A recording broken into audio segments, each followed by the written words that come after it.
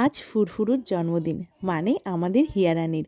তো এক থালা লুচি মাংস নিয়ে চলে এসেছি। সকাল সকাল মাংস খাওয়া যায় না জানি, কিন্তু আমাদের ফুরফুরুর জন্মদিনের ডিমান্ড ছিল সকালে মাংস আর লুচি করে দিতে হবে। তো যেমন কথা তেমন কাজ, এখানে আমি লুচি বানিয়ে নিয়েছি, চিকেনও করে ওকে খাইয়ে দিলাম। জন্মদিন বলে কথা, একটু তো স্পেশাল হতেই হবে। তো এখানে খাওয়া দাওয়া কমপ্লিট করে আমরা এখন বাজারের দিকে যাচ্ছি ফুরফুরুর জন্য জামা কিনতে। আর তোমরা ওকে দেখেই বুঝতে পারছো ওর এক্সাইটমেন্টটা কতটা।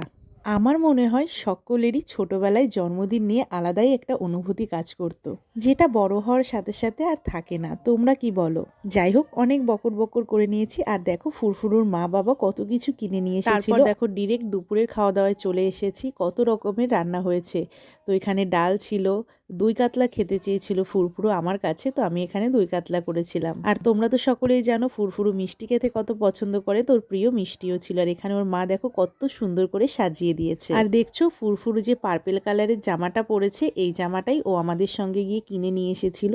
আর এই ব্লু কালারের প্যান্টটা কিনেছিল। তো এখানে দেখো মা ওকে আশীর্বাদ করে দিচ্ছে। তোমরা ওকে আশীর্বাদ করো যেন ও ভালো করে পড়াশোনা করে মানুষের মতন মানুষ হয়। তারপর মা ওকে পায়েসটাও খাইয়ে দিল। তোমাদের তো বলাই হয়নি মেনুতে কি কি ছিল। ভেজ পকোড়া ছিল, ভেজ ডাল ছিল, বাঁধাকপি ছিল মাছের মাথা দিয়ে, আর দই কাতলা ছিল, চাটনি, পাঁপড়, মিষ্টি, এইগুলোই, আর মিষ্টি দইও ছিল। তো এখানে দেখো এক এক করে আমরা সকলে ওকে আশীর্বাদ করে দিলাম। বেচারা ছোট মানুষ, ওর খিদে পেয়ে গেছে, তো এক একজন করে আশীর্বাদ করছে, তার মাঝে ও একটু খেয়ে নিচ্ছিল। তো ভিডিওটি এই পর্যন্তই। ভালো লাগলে অবশ্যই একটি লাইক, কমেন্ট, শেয়ার করে পাশে থেকে। আজকের জন্য এই পর্যন্ত। দেখা হচ্ছে নেক্সট ভিডিওতে। টাটা।